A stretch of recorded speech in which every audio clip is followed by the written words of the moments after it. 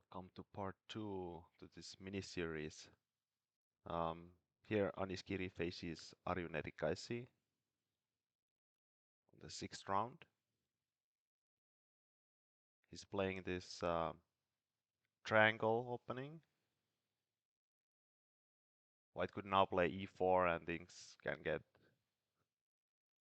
like very complicated. Black would win that pawn, but the dark squares are very weak. Instead of this, Anish just plays solidly. And this is just the Slav opening. Yeah, this kind of looks weird in some way to me. Like white is gonna play e4 here, so black feels like he should do something more active. So he takes on c4, plays b5. The point is that the bishop, the light square bishop that black has, actually has some life now. But still, it feels somewhat like risky because black is playing on the queen side, and the basic rule in chess, at least for beginners, is that you play on the king side, you develop your pieces, and castle short as soon as possible. And here black is doing the opposite. But of course this is theory, so it's fine, but somewhat risky. e4, c5, all standard, d5. And this is what I'm talking about. It just looks risky. White is trying to open up the whole position, hopes that he gets to use the e file and attack the black king. c4. Now the knight can go to c5, queen c7. And again, black is playing on the queen side, which looks strange to me, but you know, it kind of makes sense. Like once you start playing on the queen side, then you just continue playing on the queen side. Now with queen c7, black can, for example, play bishop d6 because the queen is protecting and he doesn't have to worry about d takes e6. Queen e2, a rare move, but has been played before. Usually white just takes here and starts doing stuff like this, e5, and this might lead to an endgame. So Anish, instead of that, goes for something more sharp. Queen e2, and it's seems like Arjun was actually out of prep here already, which is kind of surprising. He thought for a while, 20 minutes, and castle long. Seems like a mistake. Very logical again. He's playing on the queen side. He castles queen side, but it seems like it's not completely solid, not actually working. Bishop d6 was the recommended way. Just stopping all kinds of e5 forever, and black can play like knight e5, castle short. Anyway, castle long happened. Anish took, played e5, knight d5, takes, and beat, not yet, bishop g5 first, and now b3. Yeah. And the black king is just, it's just too weak here. These black pawns are kind of overextended here. And it's just tough for him, tough to defend this position.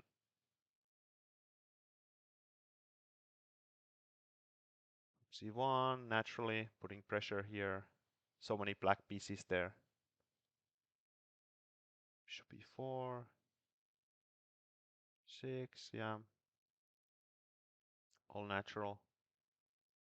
King B8, trying to escape, but where it can, there's no escape really.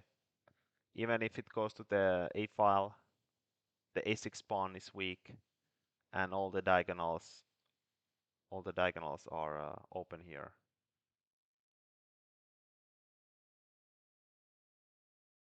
Bishop G3. Now E6 is coming. D5 is weak. Queen D2, nice move. Just attacking D5. Preparing knight D4, knight B6, A4. Maybe a small mistake, a very natural mistake. Maybe it was a bit too slow. I don't know. Computer recommended just knight D4. But A4 still fine. D1. Black takes. Rook A1. E6. So even though white is a lot better, this position is complicated enough that he has hope to draw or even win. Like just like a little slip from Anish, and maybe black gets to promote his pawn. Knight d4. Black can't take because queen b4. Knight c2. Nice maneuver. If the rook moves, white can take on a4. So c3. Some exchanges. Rook b2. White cannot take the knight because rook b1 mate. And he makes Luft. Very understandable, but surprisingly, actually a mistake, which cost him the win. Better was king f1, another standard move, avoiding the checkmate because the king can go to e2. Rook c2, rook a4, bishop f2. Looks really bad for white, but rook f4, and he gets to exchange the rooks, and now the e pawn is too strong, and black has to give up the bishop for it. Rook f5, threatening to take an e7, and yeah, white will slowly win. But he missed all that and played h4. And again, the same kind of stuff happens here, but black gets to keep his two rooks, and that means the e7 pawn is easier to stop. And also, maybe actually the main reason is that the bishops get traded. The bishops get traded, and that really makes it harder for white to win.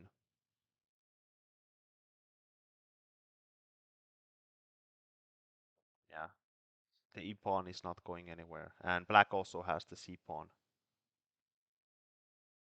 So instead, Anish plays king h2, rook d2, e7, takes, rook e8. And yeah, this is nothing. Everything gets exchanged here, and it's a draw. So once again, another missed opportunity for Anish. It's kind of interesting. He has already missed like two two good games, but he still won the tournament. He could have gotten a lot more points. So very good stuff from Anish. The next round he faced Levon. Levon throughout this whole tournament has been playing a bit too solid, too many short draws. And a lot of people are kind of like somewhat disappointed with him, hoping that he will be replaced.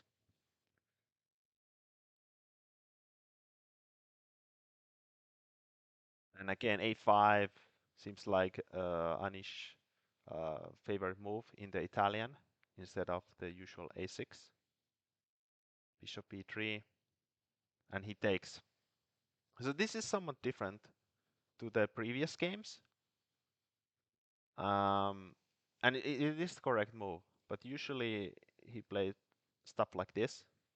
But here it seems this is actually quite good for white.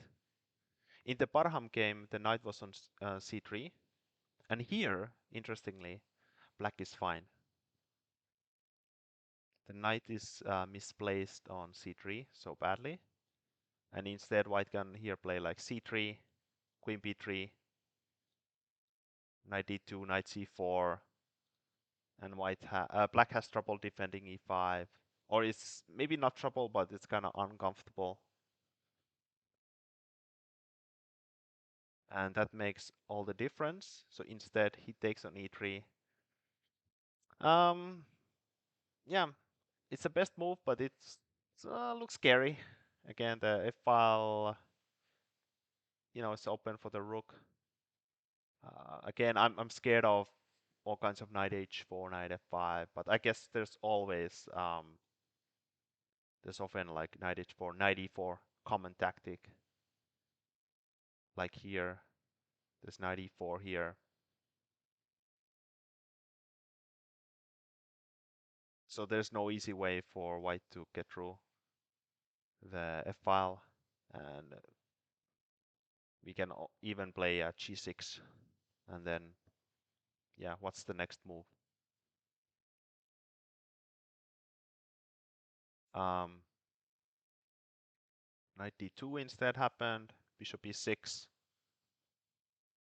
and yeah, too many pieces will be traded, so black is quite fine here.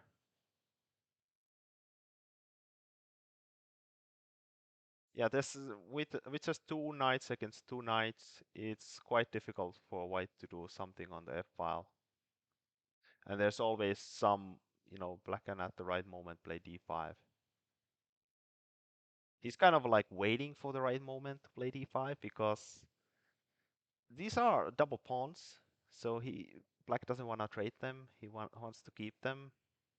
But if ever white like puts a lot of pieces on the king side, he can play d5 to open the center, and that makes it easier to defend against any kind of attack.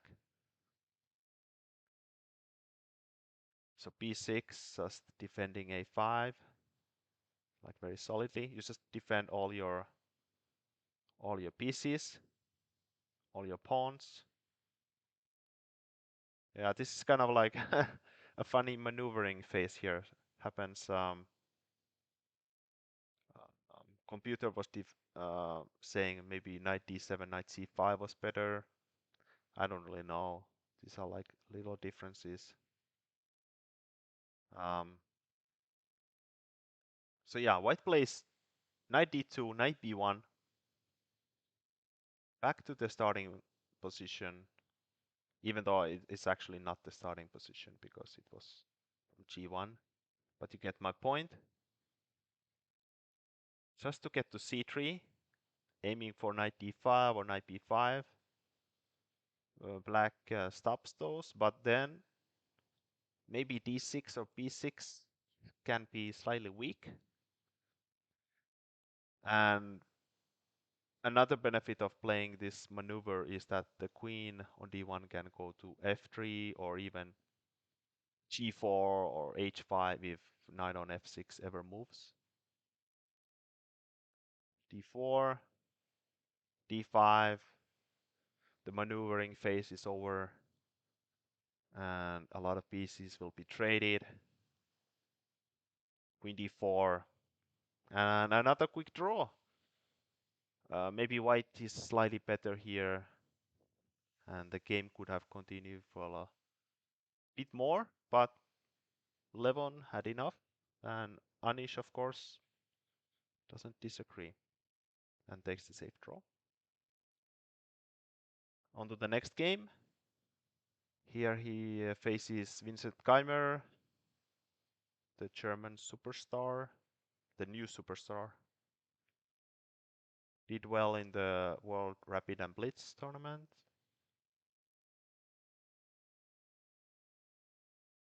And Bishop g5.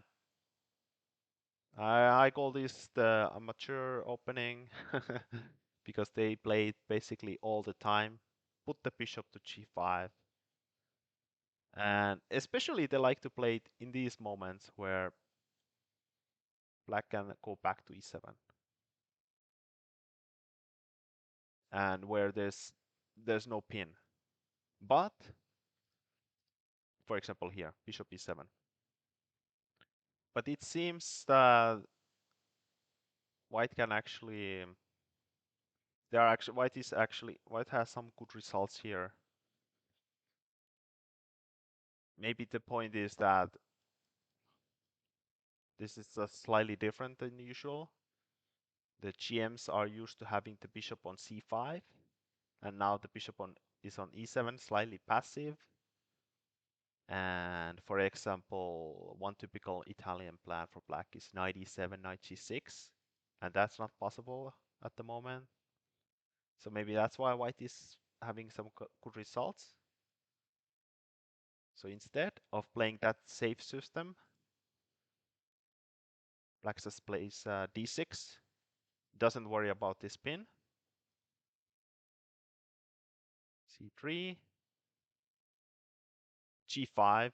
So black plays this before castling because it's a safer. If now white sacrifices, black can, for example, play rook g8 or even more more tactically. Just take here, queen g5. The material is even, but the white king is too weak. So black is doing very well.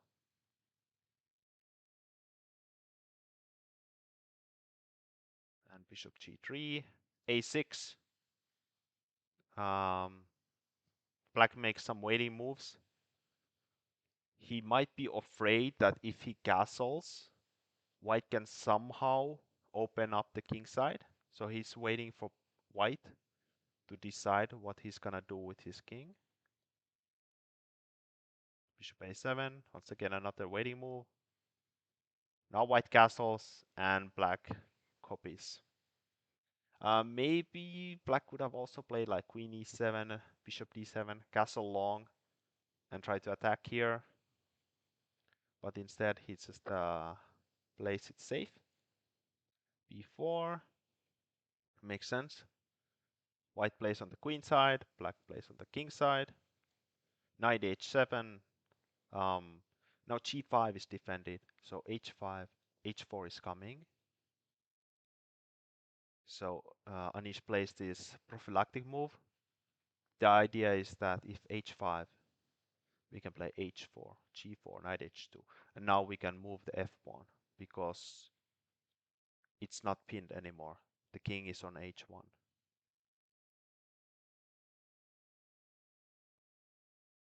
And Anish played all this very fast, so he was still in his prep. f5, queen e2. Here, maybe d4 was the way to go. It's kind of hard to say, but this one would at least be very ambitious. The idea is that black takes, and now you play b5, attack the knight. If the knight moves, you take on d4. So you open up the center because the black king is completely open here. And if e4, we just play knight e1, knight c2, knight e3, f3, and the e4 pawn looks stupid. But instead, queen e2, maybe slightly slow. And yeah, another interesting moment. Black sacrifices a pawn. He could have also taken here, but now he cannot play knight f5 because the rook takes. So knight e7, and maybe he thought the white rook is too annoying here. So he played knight a5. He feels like the knight on the rim isn't dim, and it's worth to even sacrifice a pawn. But I cannot easily take it, get it back, because let's say bishop f2, rook a6. We can take on e5. We can take on g5. We can even play d4, attacking the rook on a6. But yeah, I mean,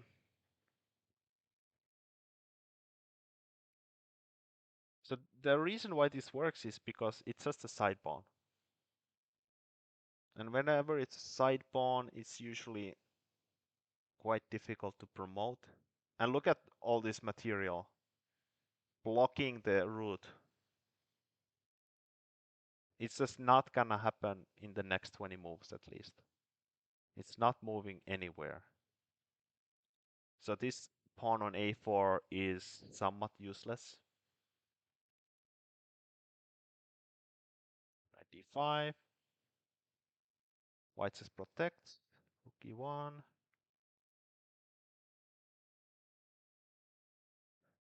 And a mistake from black. Should have taken with the g pawn and keep the center closed.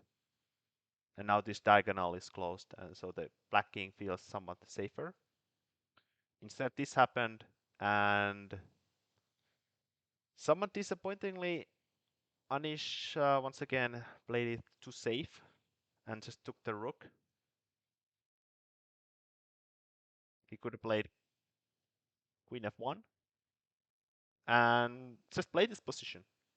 Play like d4 and just continue. And what is black going to do? The black king is weak. White's up a pawn. But I'm sure there was some reason, like he calculated something. And also, of course, queen on f1, it just looks stupid. It's just defending like pawns here. And I guess he just felt like it's too unnatural.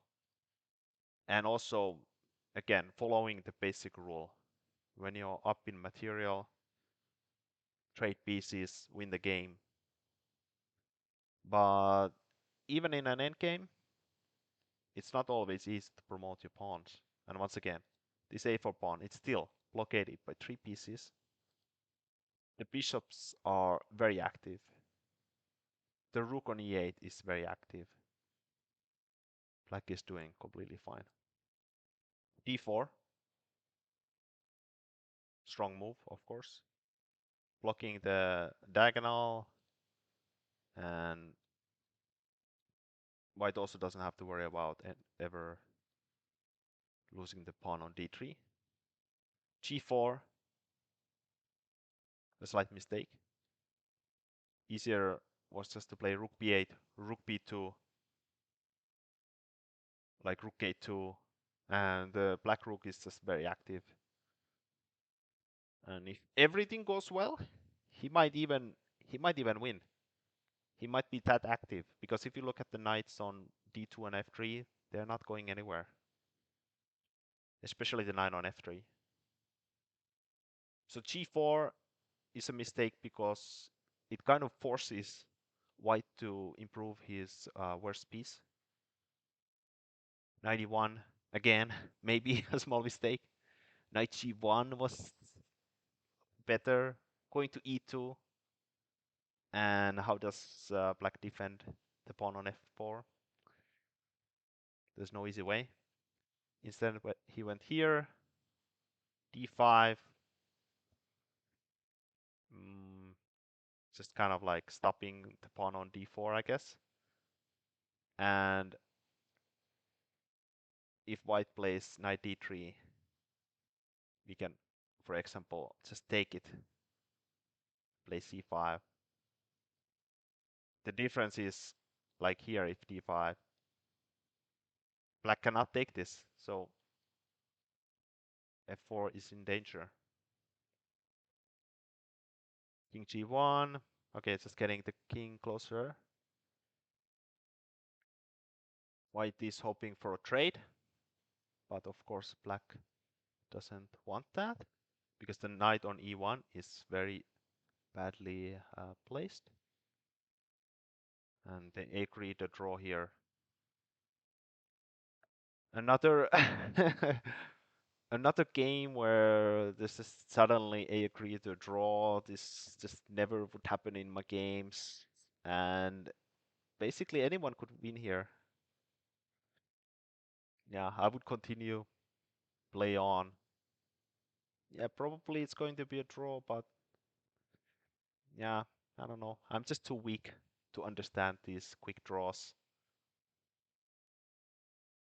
Black can just take. Yeah, a4 is a bit weak, but at the moment at least, white's up a pawn. Anyway, let's look at the last game for this video. So he faces Ding Liren. Ding is gonna play in the World Championship match very soon in Kazakhstan. And yeah, it's kind of interesting to think, is he gonna play the same moves here that he's gonna play there? Hard to tell. Like, is he really gonna play knight f3 on the first move? Maybe.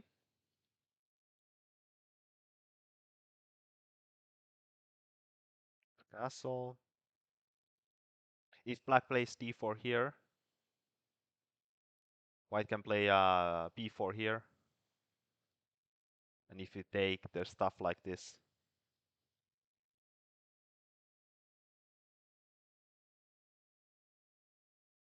And rook b8 kind of x-ray defense, and then c5 kind of surprising. Works really well for white. So black first castles, b3, and now plays d4. So this is kind of like a superior version than playing d4 immediately. And so this is kind of like a very complicated position. Both sides are playing for the win because white obviously didn't have to allow d4 and black didn't have to play d4.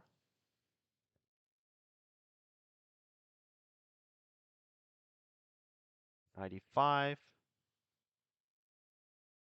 95 is kind of rare, but it's the computer's first choice. F4. And these two actually have had this game before. I mean, this position before. In that game, Anish played knight fd7, but now he played knight bd7, which I think is computer's first choice. Knight d3, e5. This position just looks very, very complicated, very hard to understand. Knight a3, maybe knight is jumping to b5, so black stops that. Bishop b2. And the first thing that comes to my mind would be to check e4. But after knight f2, e4 is dropping, so black cannot play that. So instead bishop d6, g4, and actually if we go back here, already Ding is starting to think here. And I'm getting the feeling that he doesn't really remember what white is supposed to play here. And that gives me a clue that he's not gonna play knight f3 in the World Championship match. He has prepared e4 or d4 or c4 or something, because otherwise he would remember exactly what to do. And I'm sure he has started already preparing, of course, even though the venue wasn't known.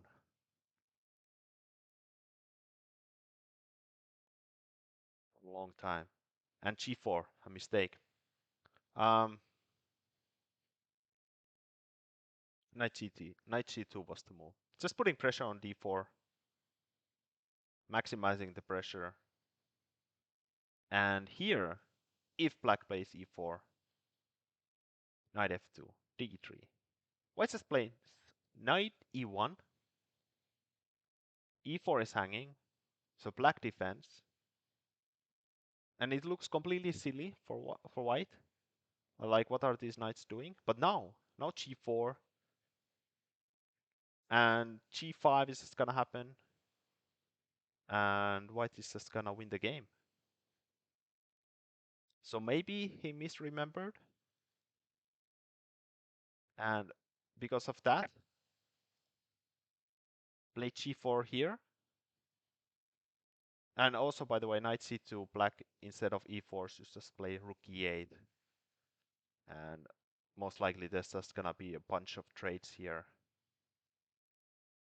and so on. And it's kind of like equal.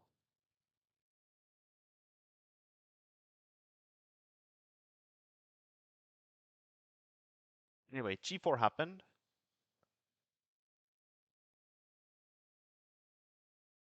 Anish takes.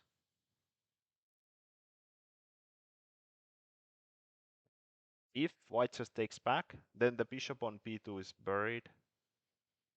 Rook e8 and knight can jump to e4. White could take on d4, but instead g5 happens. And now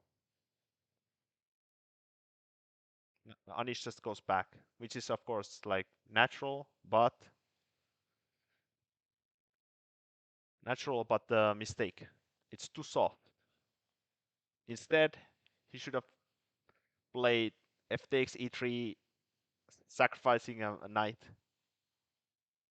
and playing super precisely. Yeah, I have to say it's kind of hard to understand. Like, why is black fine here? And it was also like black has played super precisely. Like here,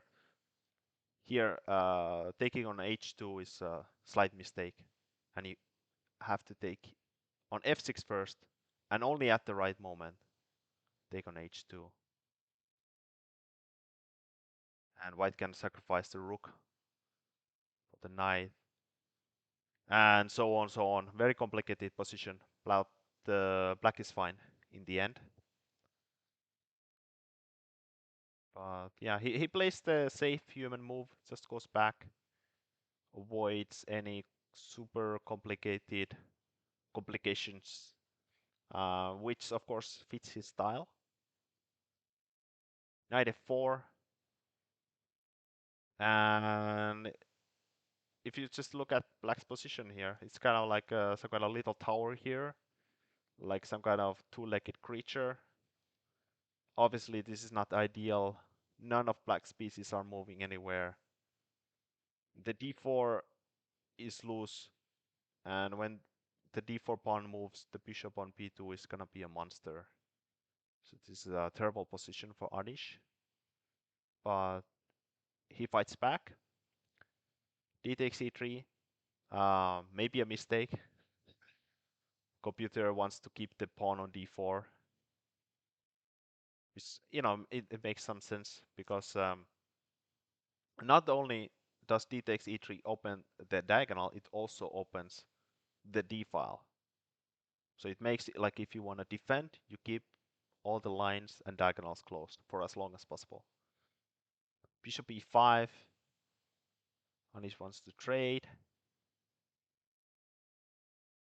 Okay, rook e8. Playing logically. Finally, the only problem piece white had was the knight, and now it's coming extremely fast. a5. A mistake. Kind of like a strange move, because obviously black doesn't have time to play such slow moves. He still has a lot of pieces he hasn't developed, but maybe Anish was hoping to play rook a6 at some moment, but here Ding Luren also makes I don't know, he also makes a mistake and plays it too solidly, when instead he could have played just the most natural move ever, knight c3. I mean, this was the whole point. Knight b1, knight c3. And then he got to d5. White's just gonna win, most likely. Very easily. This a4 is nothing. We're just gonna checkmate black.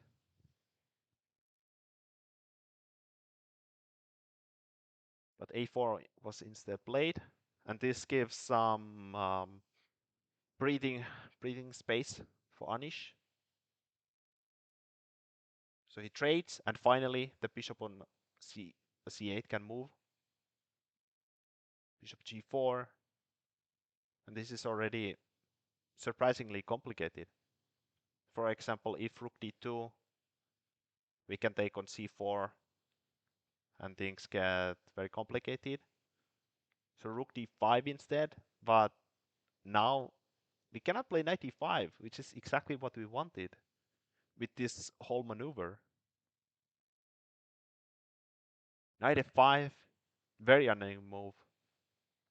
Attacking the pawn, going to h4, and here Ding Luren makes kind of obvious mistake. It's kind of like, I guess the position was just too complicated, and he thought for a long time.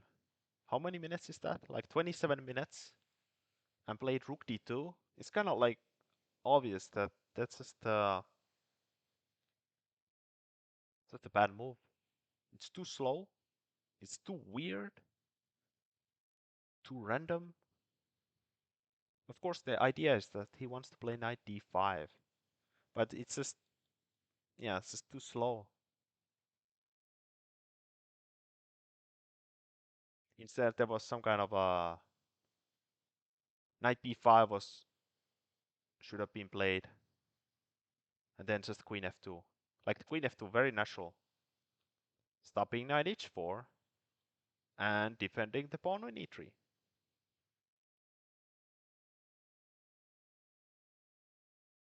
And if you play for this kind of tactic, hoping to win the queen, we just take.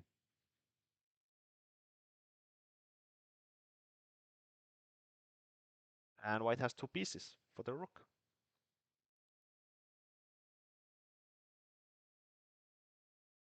But yeah, so it's kind of strange that after 27 minutes he couldn't solve his problems. And knight e3, very natural, but also one more inaccuracy. And the reason why this is inaccurate is that this allows white to trade the annoying knight. The knight was actually so strong that it should have went to h4, avoiding the trades, moving the queen to b8, and then slowly crashing through on the king side. Maybe rook a6. If the rook on d2 moves, maybe queen d8 attacking g5. But typical to Anish style, he plays it safe. And maybe pretty much everyone would play this move. Queen b8, h3, knight f4, a blunder. He bleeds out this move, but maybe it looks like he just... I'm not sure. I was gonna say he just missed bishop c4, but maybe he was just not worrying about it because his aim is to play knight h5 and just checkmate. So he doesn't worry about these little pawns. So if white takes, black gets 2 pawns and a rook for knight and a bishop. And in this position, it's really bad for white. I guess the usual rule is that the less pieces there are, the more advantageous it's to have the 2 pawns and a rook.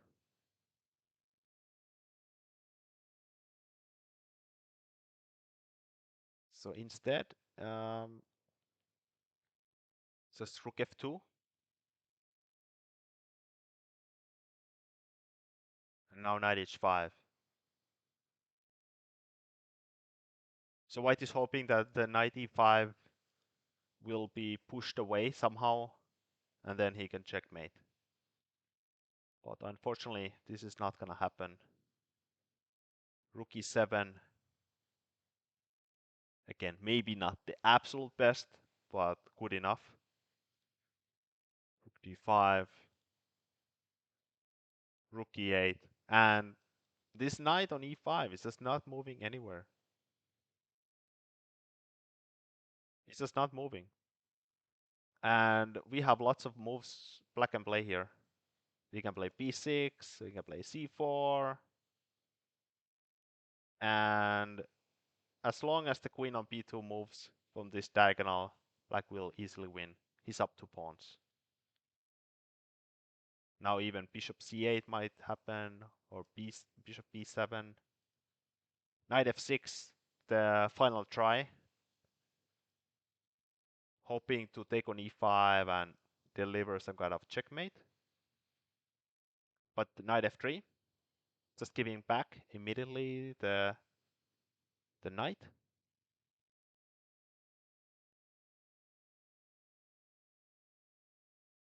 And king h8. Rook g8 is gonna happen. And it's just an easy win. Yeah, nice victory. Very interesting game. And yeah, good for Anish. This is it for now. And part 3, I guess I will do tomorrow. Bye bye for now.